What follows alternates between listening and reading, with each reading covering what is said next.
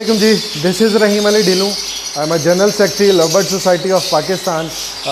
आज की वीडियो जो है, it's not just a video, it's a complete series, a complete professional breeding program जो कि 4 एपिसोड्स के अंदर हमने डिवाइड किया है। And this series will be backed by the knowledge of all the professional breeders belongs to LSP, और जो उनका एक्सपीरियंस है उनसे डिस्कशन के बाद ये वीडियोस जो है हम आपसे शेयर करेंगे। अच्छा, इसका फर्स्ट पार्ट ये कम्प्लीटली, क्योंकि ब्रीडिंग सीज़न आ रहा है तो उससे रिलेटेड होगी। इसके अब जो 4 एपिसोड्स हैं, मैं थोड़ा सा आपको बता दूं। फर्स्ट 2 फेज़, जो फर्स्ट 2 पार्ट्स हैं वो हैं pre planning of breeding season.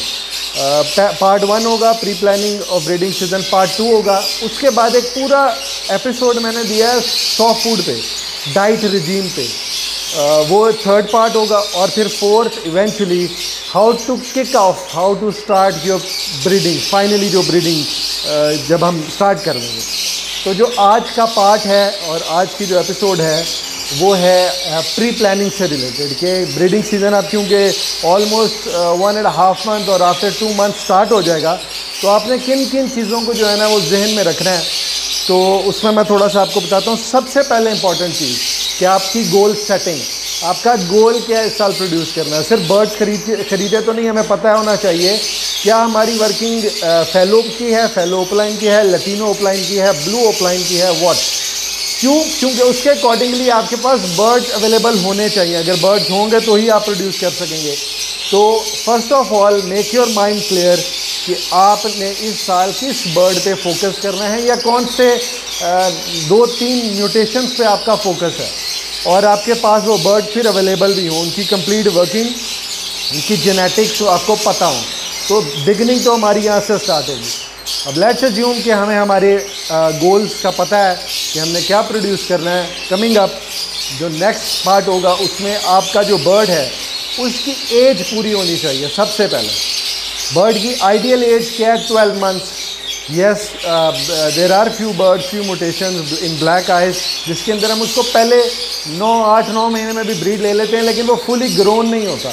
तो 12 months to 18 months are ideal age. Of bird full moulting करके 4 मोल्ट्स के बाद बिल्कुल अपनी फॉर्म कंडीशन में होता है और फुली ग्रोन होता है। तो मेक श्योर कि आपका बर्ड कम अज़ कम 12 मंथ्स का हो। अच्छा, ज़्यादातर लोगों के बर्ड इस टाइम उनकी एवरेज में होंगे, यानी फ्लाइट्स में होंगे। तो अब आपने फ्लाइट में जो बर्ड हैं उनको सिलेक्ट करना है कि आपने पेयरिंग क्या क्या करनी है।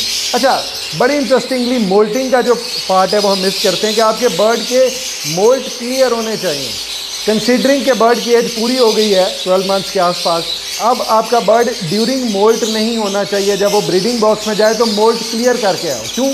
क्योंकि अगर बर्ड ने मोल्ट क्लियर नहीं किया होगा तो वो अपनी ब्रीडिंग कंडीशन में ही नहीं आएगा, और हम ये सोचेंगे कि यार बर्ड ब्रीड नहीं कर रहा है, या कई मसले हम और निकाल लेंगे। अब मोल्टिंग पे बर्ड को लाने के कुछ तरीके हैं, कुछ मैथडोलॉजीज़ हैं।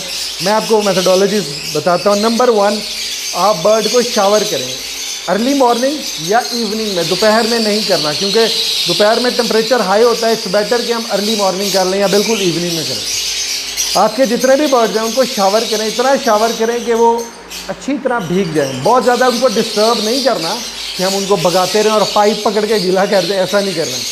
वो जो शावर जो हम यूज़ करते हैं नॉर्मली, उसी शावर से हमने बर्ड्स को वेट करना है रूटीन में। आफ्टर 7 to 10 डेज़ आप देखेंगे आपके बर्ड मोल्टिंग करना स्टार्ट कर देंगे। एक तो मेथड ही है। नंबर 2, अभी भी मैंने नोट किया है, कुछ मेंबर से हमारी बात हुई और कुछ बर्ड ब्रीडर से मेरी फ़ोन पे बात हो रही थी रात 10 बजे, तो बर्ड्स की आवाज़ आ रही। मैंने कहा यार आपके बर्ड्स की आवाज़ सुना, तो कह रही है भाई मैं 11-12 बजे लाइट्स ऑफ करता हूँ। इट मीन्स कि सूरज निकलता है सुबह 5 बजे, 5 to till 5 in the evening, 12 घंटे हो गए। और उसके बाद 6, 7, 8, 9, 10, यानी कि आप 17-18 घंटे की लाइट दे रहे हैं बर्ड को। आपका बर्ड डिस्टर्ब हो जाएगा। दूसरा, बर्ड को मोल्ट पे लाने का तरीका होता है कि उसकी लाइट कम करते जाएं, यानी कि आपने मगरिब के साथ लाइट्स ऑफ कर देनी है, आपने लाइट ऑन नहीं करनी, और लाइटें बंद ही रखनी है, ताकि जितना अंधेरा बर्ड को मिलेगा उतनी जल्दी वो मोल्टिंग पे आ जाएगा। तो 2 मेथड आपको मैंने बता दिए मोल्टिंग के, कि आपके बर्ड की मोल्टिंग होना बहुत ज़रूरी है। अच्छा जी, अब मोल्टिंग बर्ड की क्लियर हो गई है, ठीक है। अब आप नेक्स्ट स्टेप पे आना शुरू कर दें कि आपकी प्लानिंग क्या होनी चाहिए। उसमें सबसे पहले जो आपको अब ब्रीडिंग सीजन में ज़रूरत पड़ेगी वो आपको पड़ेगी केजेस की। लेट्स अज्यूम अगर आपके नंबर ऑफ पेयर्स बन रहे हैं 50, तो आपके पास आइडियली 55 केजीज तो 5-10 केजीज एक्स्ट्रा हो। अच्छा, अब मैं आपको जल्दी इस वीडियो के अंदर बहुत सारी काम की इन्फॉर्मेशन दे रहा हूँ, तो आपने गौर से सुनते रहना। इसी में मैं आपको बताने लगा हूँ कि केज साइज़ क्या होना चाहिए। जो लोग अपने बर्ड्स को फ्लाइट दे रहे हैं उनके लिए तो केज साइज़, ब्रीडिंग का केज साइज़ बहुत बड़ा भी हो तो नो इशू। जैसे मेरे हैं 6 तक ये रोज़ जा रही हैं और मेरा ब्रीडिंग केज बहुत बड़ा नहीं है। जो लोग फ्लाइट नहीं दे रहे उनको बड़े केज साइज़ की ज़रूरत पड़ती है। मैं कौन सा केज साइज़ यूज़ कर रहा हूँ, 2 फीट फ्रंट, 1.25 हाइट यानी कि 15 इंचज़ हाइट और 1.5 फुट डेप्थ। इसको आप 2 फुट भी कर सकते हैं। They are fine. मैं पिछले 5 सालों से इनमें ब्रीड करा रहा हूँ, मुझे प्रॉब्लम नहीं आई इसके अंदर। तो आपके पास इस साइज़ के केजेस अवेलेबल होने चाहिए। आइडियली केजेस की ट्रेज नीचे हो, जाली के ऊपर नहीं होनी चाहिए, ताकि अगर गंद आए तो अगर आप 2 दिन सफाई करने में लेट भी हो गए तो बर्ड्स को प्रॉब्लम ना हो। ट्रेज आइडियली ऊपर ना हो, क्योंकि मैंने सारे एक्सपीरियंस किए हुए हैं। और जो ट्रेज जब नीचे रखते हैं तो वो ज़्यादा बेहतर है मेरे ख्याल में।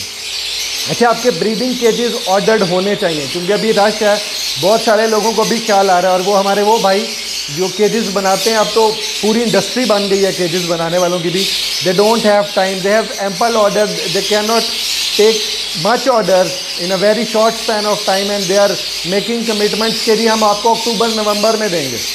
तो ये हमने चाहिए कि हम प्री ऑर्डरिंग कर दें पहले से ही।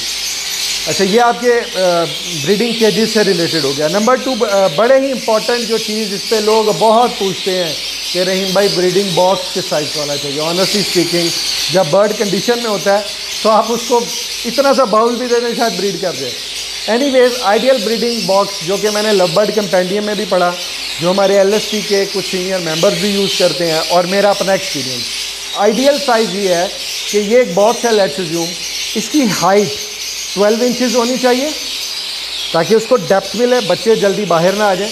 उसकी डेप्थ यानी कि विड्थ और ये डेप्थ, ये 7 to 8 इंचज़ भी हो तो ठीक है। Means 12 inches, 7 to 8 inches, 7 to 8 inches, that's an ideal box. ठीक है, उसके डोर कंफर्टेबली उसको वो खोलने वाला उसका हो, आप आराम से बंद कर सकें, खोल सकें, उसका होल रीज़नेबली बना हो, और उसके आगे हुक्स लगवा लें। जो आपका बॉक्स बनाने वाला है उसे क्या उसके आगे हुक्स लगा के दें, ताकि आपको बाद में खुद से जब आप सील करते हैं तो ख़राब हो जाते हैं बॉक्स। तो आइडियल ये साइज़ है। फिर आपने जो इम्पोर्टेंट चीज़ जो आपने प्लान करनी है उनका डाइट रिजीम है। आपने डाइट क्या देनी है पूरे सीज़न में, तो उसके अंदर आपने लेट्स अज्यूम 1 सितंबर को 15 सितंबर कह देता हूँ, 1 सितंबर कहूँगा तो लोगों ने 1 सितंबर को ही लगा देने, तो हम अज्यूम कर लेते हैं कि 15 सितंबर को हम ब्रीडिंग स्टार्ट करेंगे। अच्छा, ये बड़ा इंपॉर्टेंट फैक्टर है कि आपने वेदर को नोट करना है, वेदर किस तरफ जा रहा है। अगर हम नोट करें तो अब ब्रीडिंग सीजन थोड़ा डिले होता है, तो हमने वेदर नोट करना है कि वेदर चेंज हो रहा है। जब वेदर स्टेबल हो जाए उस टाइम हमने ब्रीडिंग स्टार्ट करनी है। तो 15 सितंबर के एंड, 15 सितंबर या एंड ऑफ सितंबर ठीक हो जाता है। आपने 1 महीना पहले उससे, यानी कि आपने 15 अगस्त को बर्ड को फीड देना शुरू कर देनी है, जो आपने पूरे सीज़न देना है। अच्छा, मैं एक दफ़ा जो विटामिन्स और फीड, सॉफ्ट फूड, वेजिटेबल्स जो लॉक कर दूँ वो मैं चेंज नहीं करता ड्यूरिंग द ब्रीडिंग सीजन, क्योंकि आपका बर्ड उसके अकॉर्डिंगली चल रहा होता है। अच्छा, अब वो उसके में आपने क्या करना है इसके लिए, क्योंकि जो हमारा एपिसोड 3 होगा जो सॉफ्ट फूड से रिलेटेड है, मैं डिटेल उसमें दूंगा कि कौन से विटामिन्स हैं, कौन से कैल्शियम हैं, पोल्ट्री के हैं, दूसरे हैं क्या हैं, ग्रिट कौन सी है, कैल्शियम कौन सी है, वो मैं सब बताऊंगा एपिसोड 3 के अंदर। उसके लिए आपको वेट करना होगा। अच्छा, ये सारा आपने सेट कर लेना है। पेयरिंग आपने 1.5 महीना पहले कर देनी है, यानी कि अगर 15 सितंबर को बॉक्स लगाने हैं तो 1 अगस्त को जो पेयर सिलेक्शन किया है वो केजेस में छोड़ देने आप लोगों ने। आपने उनको ऑब्जर्व करना है कि बर्ड लड़ तो नहीं रहे, बर्ड्स कंफर्टेबल हैं एक दूसरे के साथ, बर्ड की एज जितनी है, मेल छोटे तो नहीं है या फीमेल छोटी तो नहीं है। ठीक है, 1.5 महीना इज़ गुड फॉर देम कि उनको पेयरिंग करने के लिए, एक दूसरे के साथ बॉन्ड होने के लिए एक अच्छा टाइम मिल जाता है। अच्छा, कुछ लोग कुछ टेक्निक्स करते हैं कि एक मेल को कई फीमेल्स के साथ यूज़ करते हैं मल्टीपल टाइम ब्रीड लेने के लिए, वो भी ठीक है, लेकिन हर बर्ड कंफर्टेबल नहीं होता, हर बर्ड इस नेचर का नहीं होता कि वो फ़ौरन पेयर चेंज करे। तो उसके लिए भी कुछ टेक्निक्स हैं जो मैं नेक्स्ट एपिसोड में बताऊंगा आपको कि पेयरिंग के लिए आपने उस एक मेल को जिन 3 फीमेल्स के साथ यूज़ करना है तो कैसे करना है। इस चीज़ को आपने नोट कर लेना है। आपने प्रीवियस रिकॉर्ड उन बर्ड्स का ज़रूर चेक करना है जो लास्ट ईयर ब्रीड कर चुके हैं, वो फीमेल्स जिनकी लेइंग अच्छी थी, जिन्होंने अच्छे बच्चे पाले, और वो मेल जिनकी फर्टिलिटी ज़्यादा थी, उसका रिकॉर्ड आपके पास होना चाहिए। आपकी रिकॉर्ड कीपिंग हो, उसको देख के आपने बर्ड्स की सिलेक्शन करनी है। फिर आपने जो पेयरिंग करनी है उसके उन तमाम बर्ड्स के डीएनए हुए हों। मतलब मेरा एक्सपीरियंस है, इवन देन मेरे से गलती हो जाती है, समटाइम नहीं पता चलता कि मेल है या फीमेल है। आई प्रेफर कि आपके हर बर्ड का डीएनए हुआ हो ताकि आपका टाइम ज़ाया ना हो। हम 1000 रुपया बचाने के लिए महीना डेढ़ ज़ाया कर देते हैं। टाइम इज़ मनी, वो वैल्यू है उस किसी भी चीज़ की। तो अपने टाइम को बचाएं और बर्ड्स के डीएनए करवा के फिर आपने पेयरिंग करनी है। डीएनए आप किसी भी जो भी अवेलेबल सर्विसेज हैं आप वहाँ से करवा सकते हैं। ये बहुत ही इंपॉर्टेंट फैक्टर है इसके अंदर। अच्छा जी, एक बड़ी इंपॉर्टेंट चीज़, डीवॉर्मिंग। जो लोग तो सेब का सिरका देते रहे अपने बर्ड्स को, चांसेस हैं कि उनके बर्ड डिवॉर्म्ड है, लेकिन फिर भी कुछ लोग, बल्कि बहुत सारे लोग डिवॉर्मिंग के बारे में पूछते थे। तो इसी टाइम पे 1.5 महीना ब्रीडिंग सीजन से पहले आपकी डिवॉर्मिंग हो चुकी हो, वो आप कोई भी अच्छी मेडिसिन जो अवेलेबल है, जैसे वीटा फार्म की है वो वॉर्म आउट जेल, वो आप यूज़ कर सकते हैं, या आइवरमेक्टिन जो एनिमल यूज़ के लिए होती है, वो 1 ml 1 लीटर में आपने यूज़ करनी है, और 1 दिन के लिए सिर्फ। और आप प्लीज़ इस चीज़ का ख्याल रखें, क्योंकि मैं ये नुकसान कर चुका हूँ और एक्सपीरियंस से बता रहा हूँ कि वो बर्ड जो वीक हैं, वो बर्ड जिनकी एज छोटी है, और वो बर्ड जो बहुत हैवी मोल्ट पे हैं, उनको डिवॉर्मिंग मत कराएं। डिवॉर्मिंग करवाने के बाद देयर इज़ अ चांस कि आपके वो बर्ड जो वीक थे या they are having some health issues, वो मर भी सकते हैं।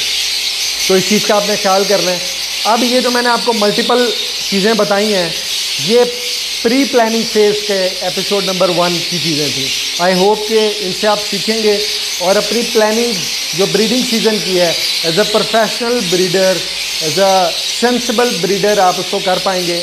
जो अगला नेक्स्ट इसका एपिसोड है, उसके अंदर मैं आपको कुछ और चीज़ें प्री प्लानिंग फेज़ की बताऊंगा कि आपकी ड्यूरिंग द ब्रीडिंग सीजन आपको क्या क्या चीज़ें चाहिए, रिक्वायरमेंट्स क्या हैं।